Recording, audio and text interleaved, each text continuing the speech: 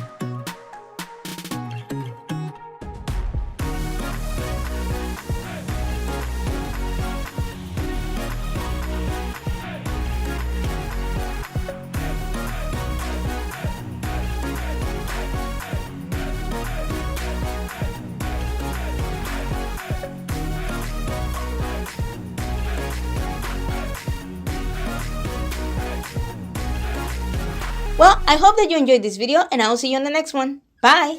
And don't forget to subscribe to see more videos from my channel.